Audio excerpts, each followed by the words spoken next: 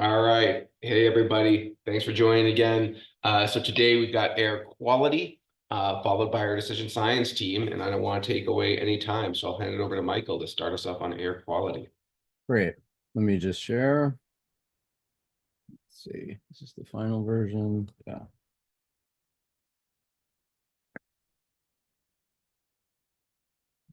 Okay, so can people see that? Yeah, but you might want to flip the displays. We're seeing the, You're seeing the speaker. yeah, exactly. Let's see how to do that. So let me try this again.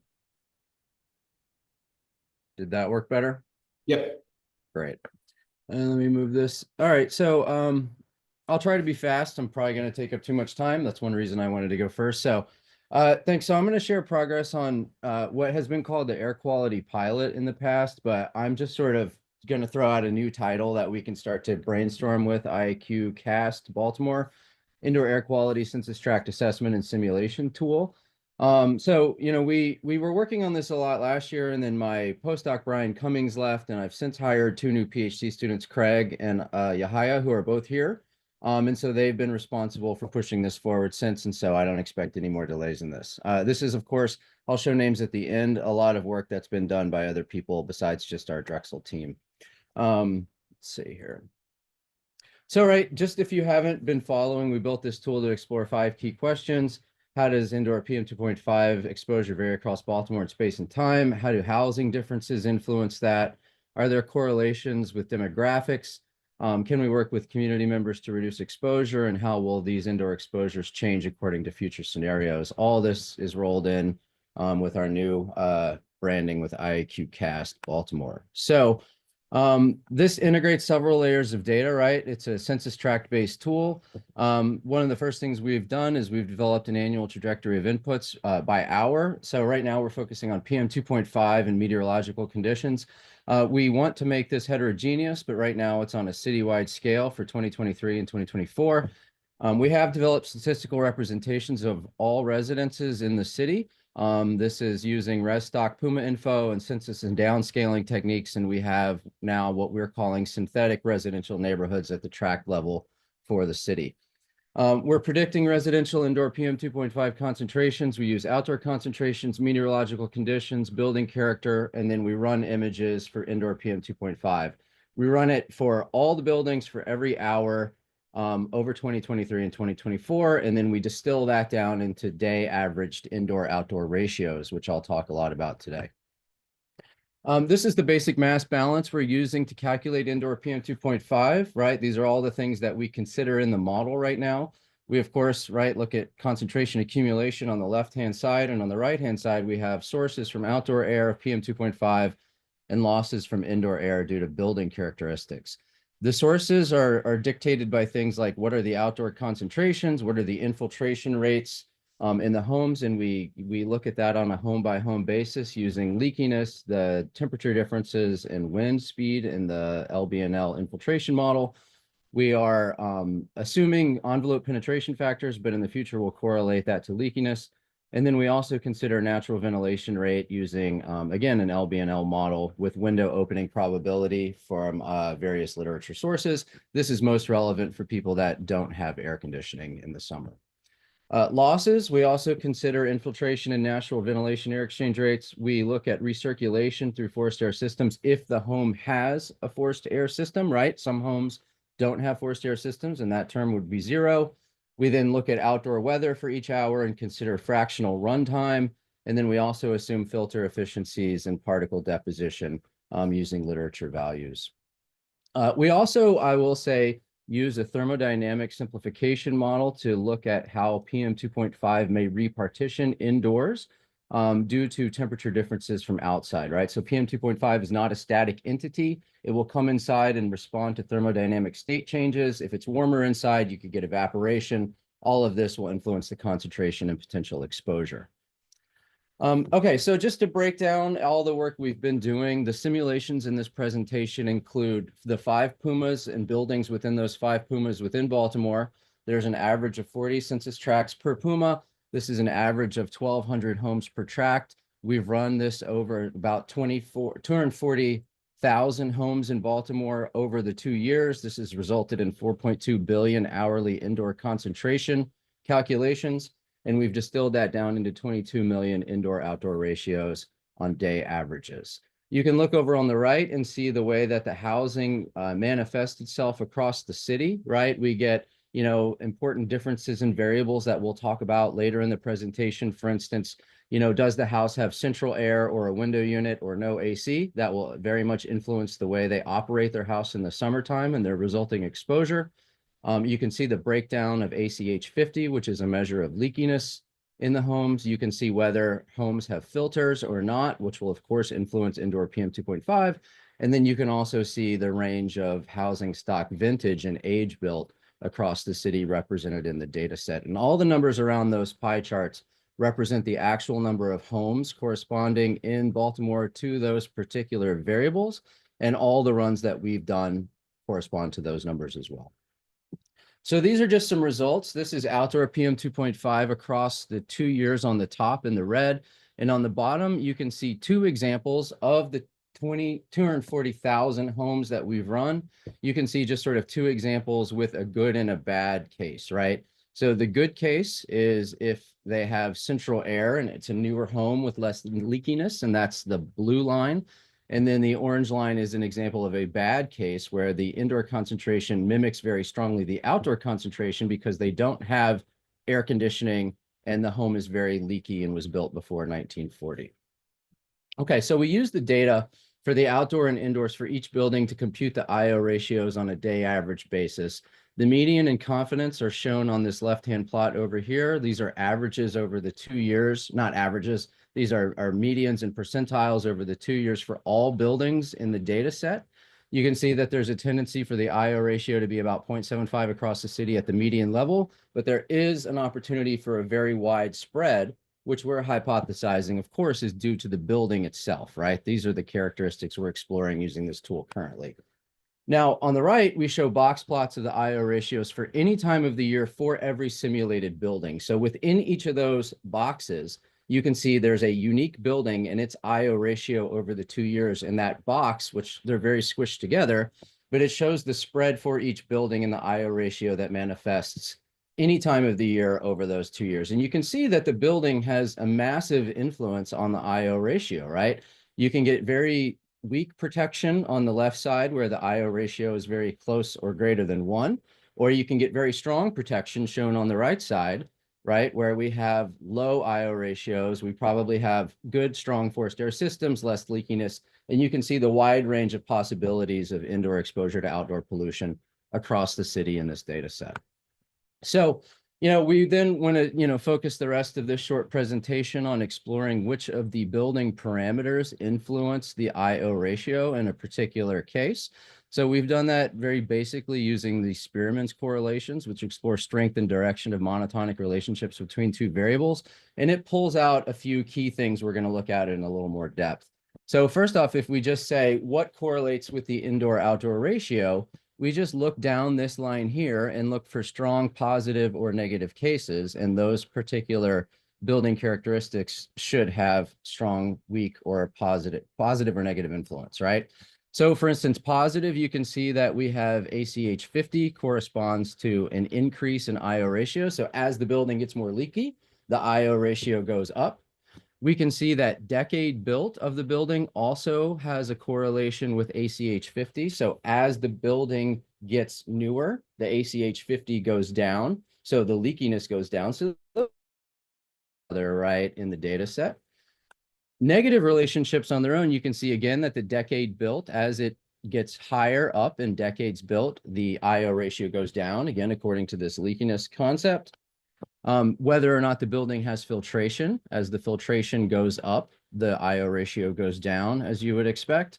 And then as there is a cooling system, presence or absence, if there is a cooling system in the building, then the IO ratio will also go down. So let's look at these sort of 3 variables a little more strongly, and then I'll take questions after that. So right, first, just starting with vintage, right? Vintage has a very strong negative correlation with IO ratios because newer homes generally have tighter envelopes and better HVAC systems, which reduce infiltration. Older homes, especially those built before 1940, show significantly higher exposure to outdoor PM2.5 and higher IO ratios. This is, of course, relevant for equity and environmental justice issues across Baltimore, given how housing age overlaps often with socioeconomic status in many neighborhoods. Now I'm going to look into cooling systems. So cooling systems make a very large difference in the summer, as you would expect. So on the left side here, we have violin plots, which show the distribution, right, across the data set over the 4 seasons, whether a home has AC or doesn't have AC. And so we're going to just primarily focus on the summer here. So if you look at the green versus the orange distribution, you can see that if a home doesn't have air conditioning, then the IO ratio will tend to be much higher in the summer for that particular home than if it does have air conditioning, because the resident has to open windows, right, to stay comfortable and cool in the summer, or more comfortable and cool. And there's also not the opportunity for filtration if they have an air conditioning system or not.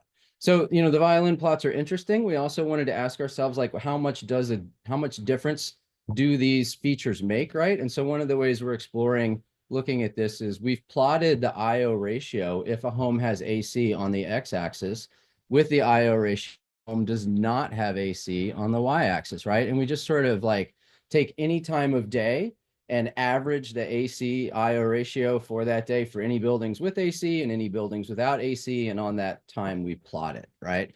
And so you can see here, right, I'll just focus on the red line. So we've got this red line, which is the plot of just the summertime data, right? The IO ratio for homes without ACs versus with. And you can compare that to the 1-to-1 line on the plot, which would be the case if the variable made no real difference at all over the data set, right? And so one thing you can see is that we have an 18% higher seasonal difference in the summer between IO ratios if a home has AC or not. And this corresponds to, of course, window use for cooling if they don't have air conditioning and filtration. That corresponds to cooling systems. You would, of course, expect this not to make as much difference in different seasons, right? And we see that in the winter, we only see a 6% higher difference. And that's, of course, due to the co-varying of whether or not a home has a filter or not with whether it has a cooling system. And then you can also see that in the fall and the spring, these things make less difference, right? Because primarily those systems just don't operate as much during that time, okay? And so any system making difference that occurs within the data set just won't manifest itself that much in the swing seasons because, you know, you don't use your thermal system as much. And then my last one before I yield the floor, right? So we also looked at whether or not the home had a filter in it, okay? And so this is, as you would expect, very important, right? And this is important across all of the seasons to some degree, all right? And that makes a lot of sense, okay? If your home has a filter, anytime like the forced air system kicks on, you're going to be, right, reducing PM2.5 indoors. That's one thing that can occur. The other thing that can occur is if you don't have a filter at all, you may fall into one of those categories that doesn't have a cooling system, right? Because those things co-vary with each other, all right? And so you can see that that also plays out in the data set. We again plotted similar things with, you know, whether or not a home had a filter, where we have no filter on the y-axis, has a filter in both heating and cooling systems on the x-axis. And you can see that this is much more pronounced, right? Where in the summer, whether the system has a filter or not can result in nearly a 50% difference in the IO ratio that the home experiences. And then, of course, winter has the similar thing because we have filtration as well and forced air winter systems. And then the swing seasons, again, we see don't really matter as much. So thanks for watching. I just wanted to give this brief snapshot. Here's where we're headed next. You know, I've been telling multiple people involved in this project that I wanted to work with my new students and really get a handle on the project and be ready to take other people's data and recommendations moving forward. And I think we're at that point. So, you know, if I've been saying hold off until we get to this point, if you've emailed me, we're now ready. Here's where we're headed next. So we want to move from just looking at IO ratios to time activity and population exposures, right? You know, IOs are interesting, but how much different residents in Baltimore are exposed to different levels of PM2.5 is ultimately where we want to get to. We want to work with people like Darren and Kirsten who've measured heterogeneous air pollution and weather around Baltimore and see if we can then incorporate that information into the model. Then I think we'll be able to ask ourselves a very interesting question, which is, does the housing influence exposure more, or do variations across the city in PM 2.5 and weather influence exposures more, or are those things on equal levels, right? That's a question we'll be able to answer soon with this IAQ-CAST tool. We want to integrate the impact of composition from Pete DiCarlo's group and working with Ben on partitioning of PM 2.5 and further refine those estimates, right? Because the composition varies by time of year, and the composition influences how particle penetration comes inside and will then repartition. We also want to work to implement GIS and mapping to visualize trends, which is something we've already started. And then we want to explore different cases like wildfire and future conditions. So one of the case studies we want to look at are what are the disparities in Baltimore homes during the wildfire months in 2023 for people with and without different types of home characteristics. And then we'll talk about as well future conditions like climate change or future pollution scenarios. So that's it for us. I wanted to say thanks. All the associated researchers that have worked on this, what was called the air quality pilot tool over time, are featured on this bottom part here. And I want to thank everyone listed there for their input. We will be starting to have IAQ cast or pilot meetings again. But thank you for your attention, and I'm happy to take any questions. Thank you, Michael. Super exciting to see this work come to this point. I know there are going to be questions. I know I have questions, but given that we went ahead and tried to schedule 2 theme teams today, yeah, maybe we I can take questions later. Yeah, let's use the chat for any questions you want to cover in the interim, and then hopefully there'll be time at the end. Yeah, no problem. Great, thanks. Let's hand it over to Ben then.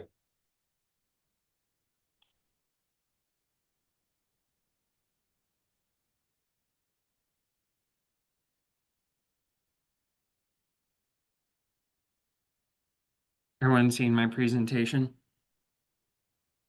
Yes. Okay, so I'm going to be giving an update on the outdoor air quality stuff that we've been doing with BSEC. I'm Dr. Benjamin Nault. For those that don't know me, I'm part of the air quality team and been helping set up the measurements that have been going on for over a year now with some of our instruments. I'll be highlighting what instruments are operating and what the current and upcoming studies that are happening in Baltimore this summer, because this summer is going to be super exciting from an air quality perspective, as well as some of the different research projects that various masters, PhD, and postdocs that are working with our group are doing. So just to give a high-level highlight again, what the general questions are that we're asking as an air quality theme group is, what's the spatial and temporal variability of air quality across Baltimore? How does the built environment mediate these relationships, which Michael Waring is leading? What are the relative contributions of emissions? And then some of the future things that we would like to think about and work with other groups is, what's the optimal siting and strategy for heat and air quality monitors to quantify exposure? How can modeling strategies best balance the need for local precise exposure estimates? And what are the net impacts of greening on asthma and other health-related aspects? So first, an update about the measurements that are occurring at the long-term, what we're calling the super site. For those that might not be familiar, it's located just to the southwest of Johns Hopkins. So here's the campus. Our super site is located here. It's about 500 meters to a kilometer east of I-83, and we're located in a mixed residential commercial area where we can get emissions from a bunch of local restaurants in the area, as well as emissions from the housing that's in the area. And there's also a recycling facility near our site. This is working tangentially with the observations that Professor Kohler, that Michael Waring brought up, as well with her low-cost sensor search site. And how this will work is, our super site has a bunch of very instruments that provide us very specific information about the composition and concentration of aerosol and other things that impact air quality in Baltimore. However, trying to replicate these instruments across the numerous sites that Professor Kohler has in Baltimore would be extremely cost prohibitive. So we're going to combine the information from her low-cost sensors with our more detailed information to really try to understand the air quality in Baltimore. So here's a table of the measurements that are occurring at our super site, including and the first one is what's being measured, how it's being measured, and for approximately how long we've been doing these measurements. So our longest measurements right now are particle concentration, composition, and particle size and black carbon, where we're past a year of measurements now. So now we've gotten beyond just looking at seasonal differences and are going to start looking at how the annual differences, how the PM concentration can change from year to year. And with this, we have a couple of different low-cost sensors so that we can have this intercomparison of a more detailed measurement of particle concentration and composition with the TOF ACSMX, along with Kirsten Kohler's search network and some other low-cost sensors. We have a couple of trace gases that we've been measuring for a little less time, and the stars beside it mean that we've either had instrument issues where we've had to send it back to the manufacturer for repair, or we've had to use instruments on our mobile lab, and our mobile lab's been gone for other studies, so we're not getting as complete of a picture, but we're working on replacing these instruments so that we can have more stationary measurements.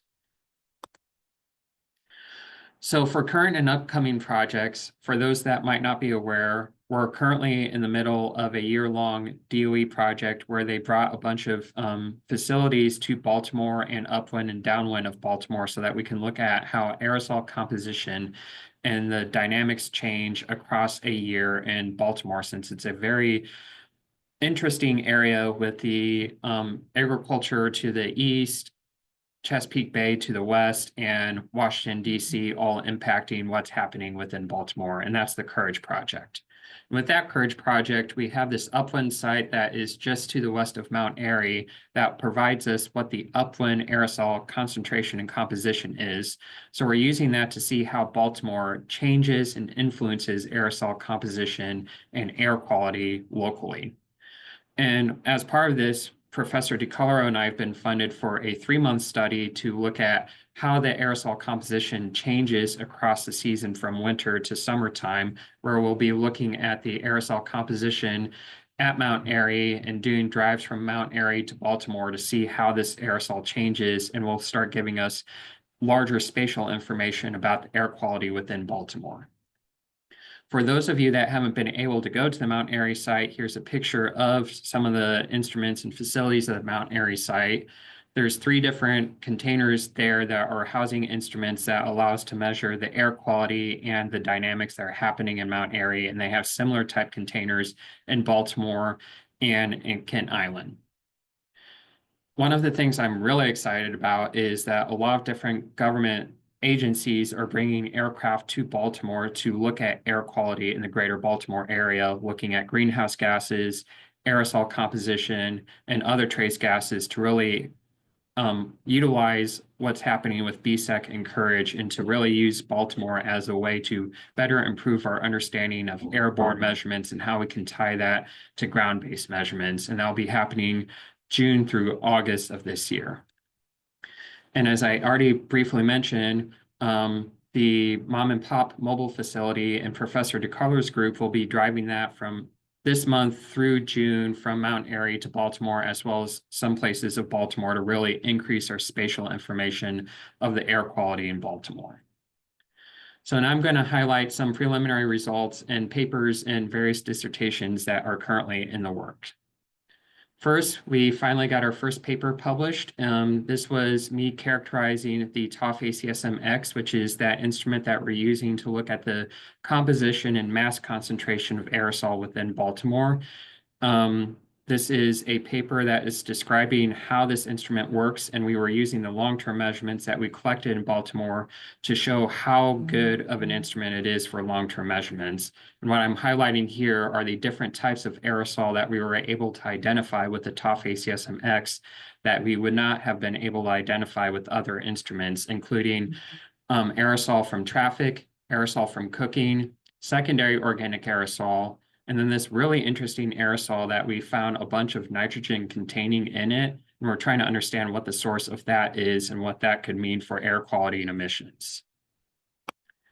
Now I'm going to be highlighting a lot of different projects that are being conducted by students. So this first project is with one of our master's students, Lalitha, where she's looking at both long-term trends of nitrogen dioxide and nitrate aerosol in Baltimore and putting that in context with what's being observed with the BSEC site to understand what is controlling nitrate production in Baltimore. Two reasons we care about nitrate in the aerosol phase is one, it can impact the chemistry of the aerosol as well as the physics of the aerosol, and that nitrate is really good at uptaking water, and that uptake of water can change the type of chemistry that's happening in the aerosol, but also causes it to be more scattering. So hazy days are generally associated with high nitrate because the nitrate's taking up the water. The other reason is aerosol nitrate is an important source of nitrogen within the Chesapeake Bay. So understanding what's controlling nitrate can help us reduce the nitrate that is being dumped in the Chesapeake Bay, which can cause over-fertilization of the bay.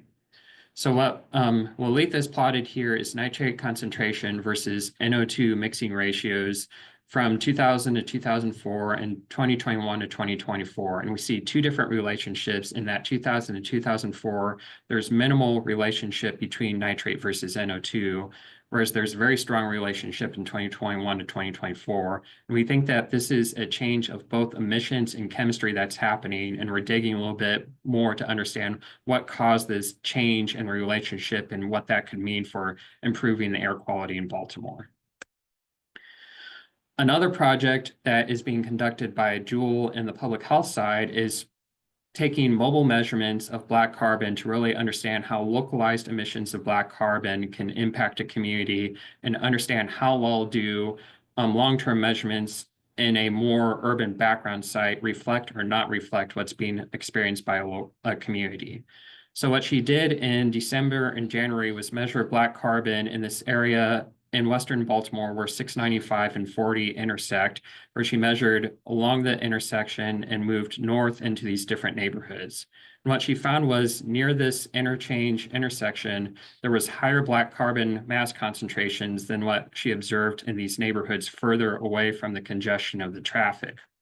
And what we found is that even in these neighborhoods, you're still about 30% higher than what's being observed at Essex, which is a long-term MDE EPA site in east of Baltimore that has measurements of black carbon, as well as our BSEC site, and that at the intersection, you're up to a factor of 2 to 3 higher than what's being measured in these urban background sites. So really understanding the localized sources and what that translates to with the long-term urban background measurements is important. And she's comparing this to a recent study that was done in Curtis Bay that though it's not as high as what was seen in one street where there's stop and go, it's comparable to what's being observed in one street where there was stop and go traffic.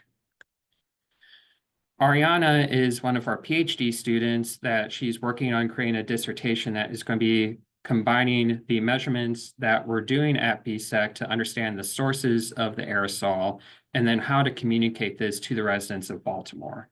So here's an example of one of the time series that she started looking at that was collected at that super site with the TOF ACSMX during winter. And we're seeing really high concentrations of both organic and nitrate. And the spiky points that you're seeing in the organic are related to primary emissions localized in the area.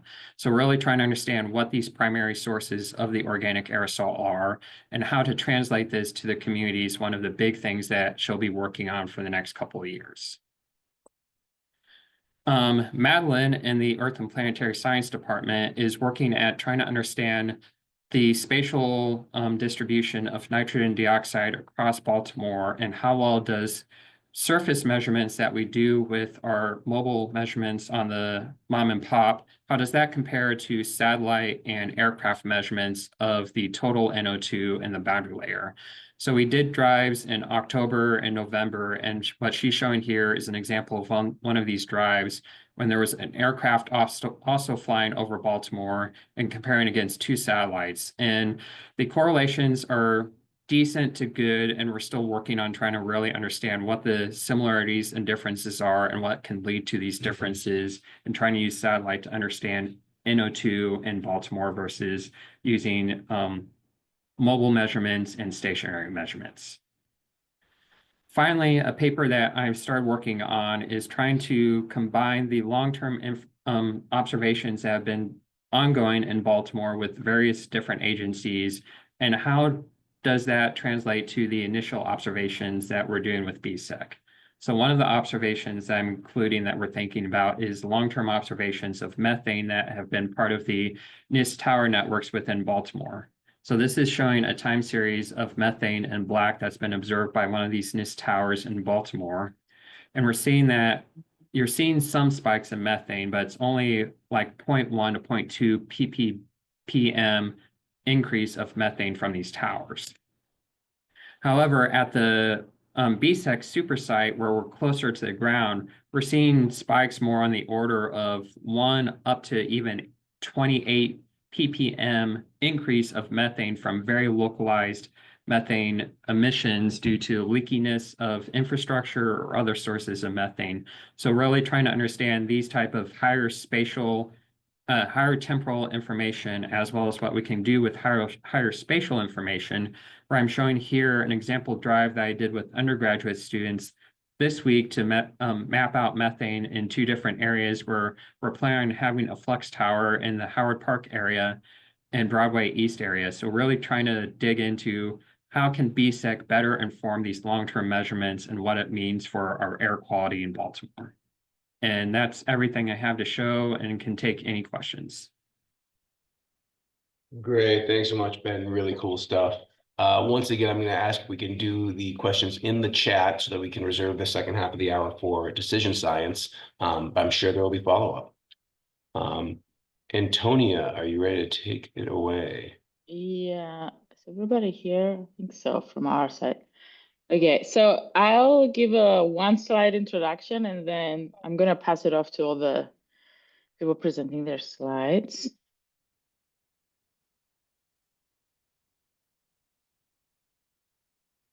Can you see a full screen? Yeah, okay. I don't use Google Slides, so I'm learning it. Okay, so the things that we're gonna kind of give an update today are on 3 fronts. One, I'm representing the decision and social science team. So it's a cross-cutting team. It represents several different institutions. So I didn't include all the names, but we have 3 things that we're going to give an update on today. One is updates on the decision science part of our research, and that includes the work led by Johns Hopkins, so Ali Aini, on the heat crosscut, and that's an effort to update the original city heat model that essentially explores multi-objective adaptations to heat for the city. The second thing, I'm gonna have Ava Spangler, who's a PhD student here at Penn State, present on her work on the flood model she's been developing. So that's essentially kind of mirroring the city heat approach, but for flood. So that's meant to be another multi-objective adaptation pathway thing eventually. So Ava's gonna update on that. Then we have our social science front that Mac will be presenting an update on. And the main effort there has been the Baltimore area survey and getting ready to distribute it again this summer. And then finally, we've been working with the community engagement team. So I don't want to claim their thing. We've been working with them. But we had 2 events that are sort of very central to the decision science work. So one was a heat focus group that we led last September. And essentially that was focused on refining the metrics that we use in that city heat model that Ali will be presenting on. And then the second thing, Masa will be presenting on that. So that was an event that happened in November 2024.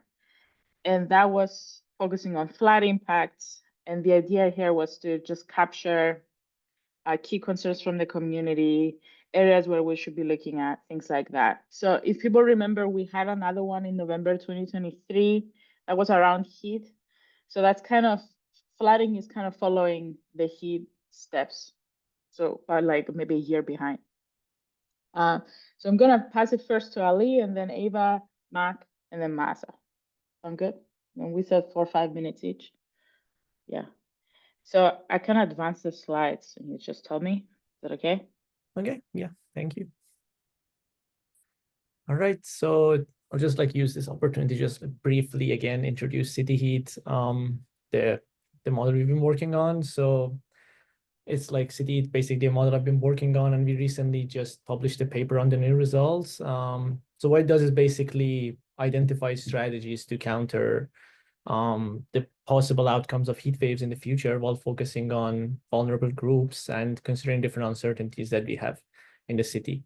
And it does so by providing basically dynamic adaptive solutions at community statistical level right now for the city. And so we all know how different areas of the city can be different in terms of all these different metrics. I just have like these plots. These maps show like a couple of demographic and physical metrics mapped over different CSAs. And these are also some of the inputs that go inside the model. And you can next, please. Yeah, so to briefly show how the model works in general in terms of different parts of the XRM framework. Here we have our levers or strategies on the left. We choose like a certain configuration of these, and then we evaluate them under all these states of the world or uncertainties and X's that we have that come from all our uncertainties again. And we see that what it looks like in terms of our objective values, which like we had 5 objectives in City Heat, which are heat-related mortality, reliability, CO2 reduction, investment, and stuff like that. And so this process gets like repeated multiple times in an optimization model until we reach our final pathways. Next, please. So in general, the results of the model are a number of what we can call non-dominated plans. We have a lot of them that are different based on when and where they spend money for urban adaptation. Here, I'm just showing, we select 4 of these based on how much they focus on different adaptation strategies, like greening, like infrastructure, like cool roofs and cool pavements, and so on. And as you can see here, there's a difference in total money spent and where these investments are focused on. And there's also, of course, differences in how effective these pathways are in terms of things like reducing heat-related mortality. Next, please. Another different way of looking at it could be in terms of spending patterns for different groups. So here we see that all 4 of the pathways we selected spent most heavily in top quartiles of % African American CSAs, which we don't directly represent in the model, but it is a city priority and does also correlate with basically mortality differences between neighborhoods. And of course, there's still so much scatter and differences between different plans. So in general, our findings basically highlight the complexity in urban heat adaptation, adaptation planning, and shows how important it is to consider multiple objectives that are often competing. Next, please. So on next steps, last year, we had as Antonio mentioned, we had a focused meeting with select community members and shared the frameworks and the results with them. And that was mostly focused on the choice of metrics. And we hope to basically improve the framework with the help of their insights. Thank you. I tried to be super quick. Sorry. Yeah, I think it was great timing. So I'll move to Ava. Cool. Okay, I'll try to match Ali's speed here. All right, so this is the flooding crosscut. We're focused on the Inner Harbor watershed, shown there in blue.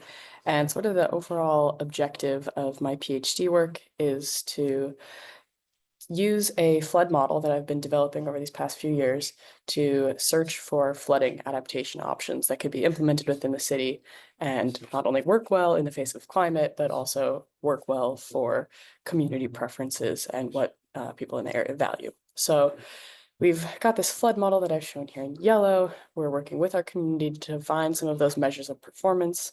We use the flood model to test adaptation options, and then we'll use an evolutionary optimization tool to simulate a new set of adaptation options, see how well they work in our measures of performance. And again, like Ali said, we'll run this on the order of millions of times until we find a set of adaptation options that is performing highly. So in this past year, I've been working primarily on developing the flood model. And we go to the next slide, please.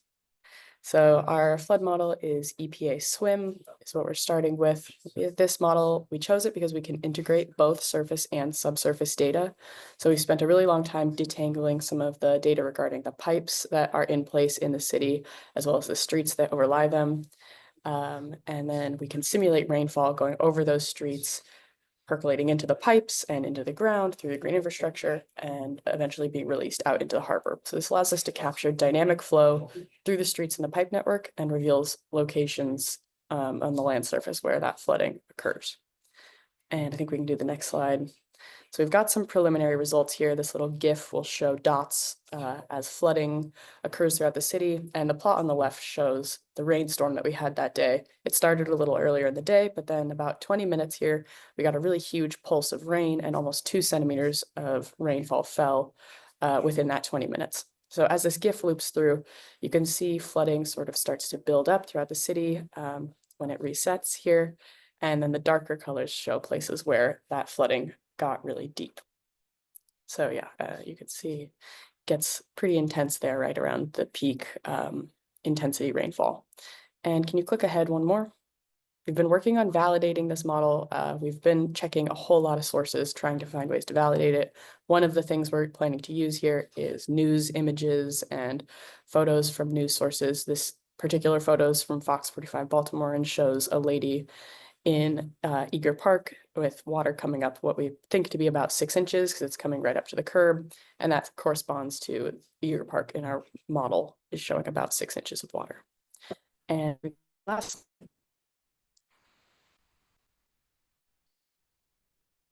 if you don't mind.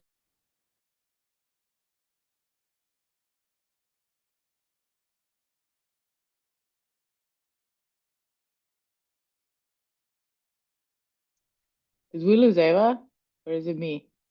Okay. Lost her. Yeah. Okay, I can talk through it. So what we're now doing is essentially Ava is working on wrapping this up as a paper. So essentially, we're building on the community event that happened last November that Masa is going to talk about, to essentially frame this as a collaboratively designed flood model. And that's the current effort. So the model is presenting, it's operating like fairly well. So we're now trying to wrap it up into a manuscript before we move into the multi-objective stuff. Okay, so I'll move on to, I think Mac is next. Yeah. Great, thanks. So I'm going to talk a little bit about the BSEC questions that are going on the 2025 Baltimore area survey. Next slide.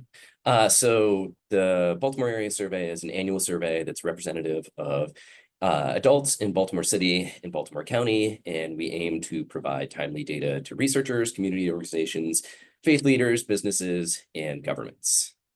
Next slide. A little bit of background on the method.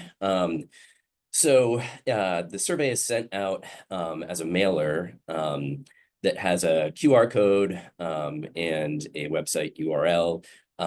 So it's a push to web survey. If folks want, they can request a paper ballot, but that really doesn't happen a whole lot. The 2025 survey will be going out, if all goes to plan, in summer 2025. So it should be going in the field in June and coming out of the field in early August. Then we should be getting the data back and cleaned and ready for analysis in September and October. The sample is a representative sample of 10,000 adults in Baltimore City and Baltimore County. It's stratified across Baltimore City and Baltimore County, so with an oversample of addresses in Baltimore City. It's also stratified across community statistical areas, so we get representation across neighborhoods, and we also oversample in majority Black and Hispanic neighborhoods that tend to have lower response rates. This is the third year that we're doing the survey, and past surveys have had a response rate of about 15 to 20%, which after you take into account addresses that turn out to be businesses or for whatever reason can't be included as able to provide a response, that translates into about 1,300 responses. The margin error for the entire sample is about 4%. And then we do post-stratification weights to make sure that the results are representative of Baltimore City and Baltimore County residents and a variety of demographics. Next slide. The survey in total has about 160 questions on it. We're still in the final phases of finalizing the 2025 questionnaire, but we have a decent amount of space for questions that both came from BSEC researchers and some other climate-related questions. And so these are air quality, some questions about overall concern, questions about whether you think your neighborhood is better or worse than others, whether you're noticing bad smells in your neighborhood, smoke, whether you use a fireplace, and a question about air quality alerts and preferences about receiving alerts. Have some questions about soil quality, so issues that residents have with soil, the amount of concern about a variety of chemical contaminants, what they think the most important functions of soil is in their neighborhoods, and whether they'd like to receive additional information about soil. Then for heat, we have a series of questions that look over a variety of scenarios with a factorial design that has differences on cost, mortality, and equity. We're still thinking about exactly what that looks like in terms of listing actual numbers for mortality versus high, or just saying high or low.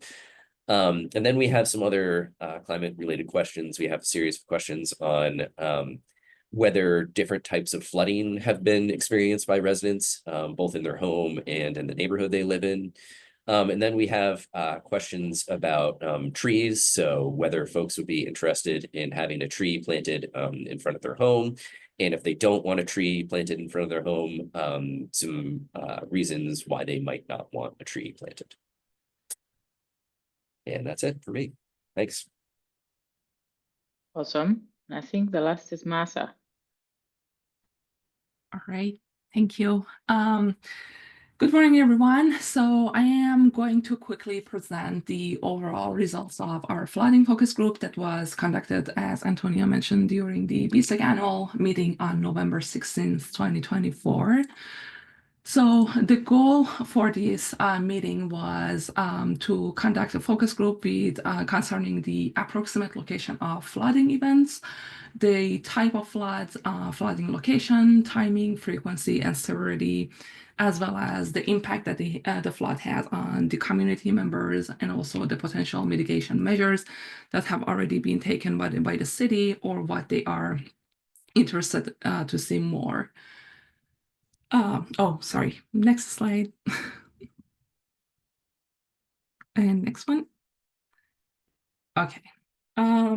So through discussions with the decision science and water quality team, we developed a data analysis coding scheme to extract information, again, about the areas that frequently are impacted by flooding, the general concerns they have about flooding, and also the desired actions they want to see, things the community wants to be changed, and also the areas of uncertainty. We also extracted the information from the mapping exercise in terms of, again, approximate locations, the type of flooding, inundation depth and duration, the seasonality and flooding frequency, and also the source of flood water. Next slide, please. So I have included all the information here, but I'm not going to get into the detail of these locations. The information has been extracted from this mapping exercise into a GIS map with an attribute table that includes all the details that we were able to collect through our conversations during the focus group and also the mapping exercise. So next slide, please. And next one. So I think we're gonna share these slides if you're interested to learn more about the location of these flooding events. In terms of the sources of floodwater, they mostly include the heavy rainfall and snowmelt that overwhelm the sewers, as well as stormwater runoff pooling in low-lying areas, the sewer backups from aging infrastructure, the surface and structural cracks that allow seepage into the buildings, as well as poorly maintained vacant properties that affect nearby homes, and also inadequate drainage infrastructure that is unable to handle high water volumes. Next slide, please. In terms of seasonality, snow and snowmelt during the winter, spring and summer heavy rainfalls, as well as flash flooding that happens during the storm seasons. And also there were discussions about the fall and leaf accumulation that causes drainage issues. Next slide, please. In terms of the areas of concern, the key areas of concern included persistent flooding and aging infrastructure that causes property damage and disruption. Also, economic and policy barriers like the limited access to insurance, incentives, and also the assistance programs.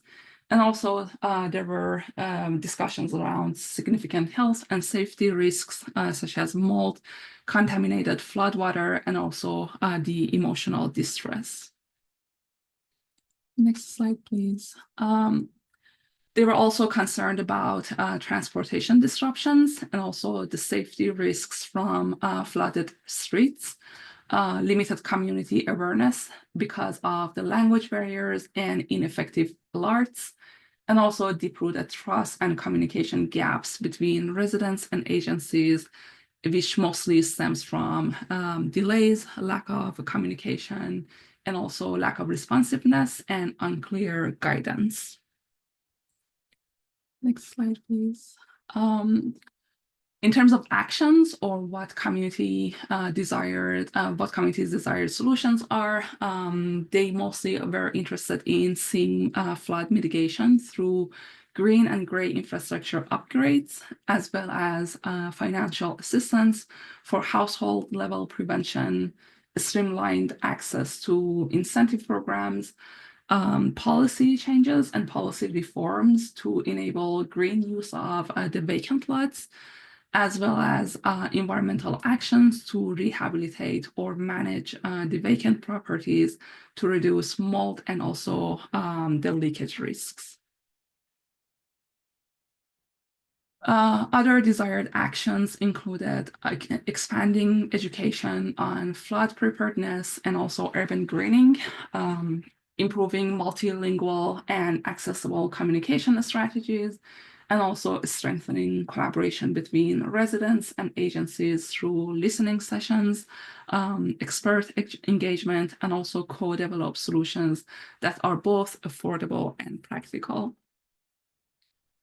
Next slide, please. In terms of objectives, they overlap a lot with the actions, but again, they would like to see improved flood infrastructure like inlet maintenance, green infrastructure, updated sewer connections, as well as accessible and well-publicized support programs for household flood prevention, and also the systemic policy changes that removes the barriers to stormwater management, home rehabilitation, and also the use of vacant lots for environmental improvements. Next slide, please. And also they mentioned improving communication through multilingual, accessible outreach and proactive agency engagement, and also enhancing education on flooding prevention measures and also green practices, as well as focusing on environmental and health outcomes through green infrastructure and rehabilitation of vacant properties to reduce mold, heat, and air quality concerns. Next slide, please. So the last theme that we focused on during the analysis was areas of uncertainty, and the key areas were the sources and pathways of basement flooding, as well as the effectiveness of the current mitigation measures, the contribution of vacant properties to flooding and mold, as well as the accessibility and eligibility criteria of the assistance programs, especially for the residents that are near income cutoffs or unsure about service conditions. Next slide, please. The committee also mentioned that they are uncertain about the effectiveness of and scalability of the current policies and also small-scale solutions.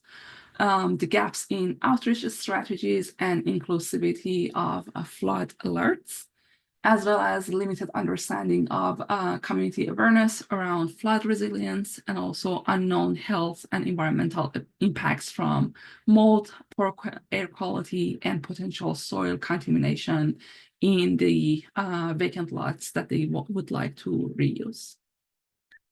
And that's the last slide. Thank you.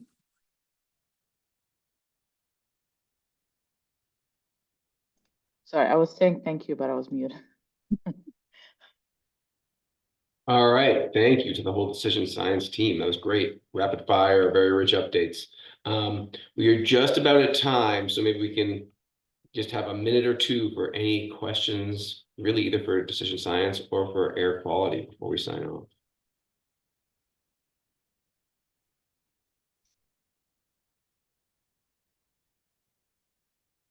So Ava Richardson in the chat asked, have there been any exploration of green stormwater infrastructure or consideration of soil quality or type?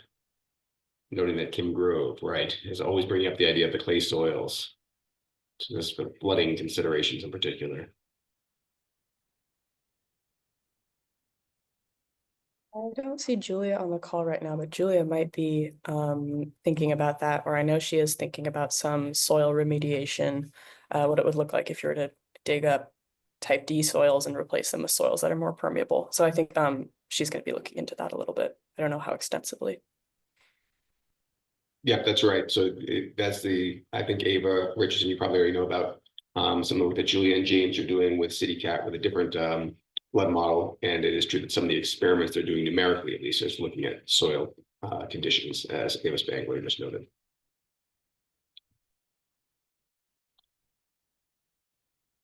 Any other questions before we sign off? All right. Well, thank you all so much. Really, really great information there. And I know there's going to be follow-up on all fronts. See you all really soon. Take care.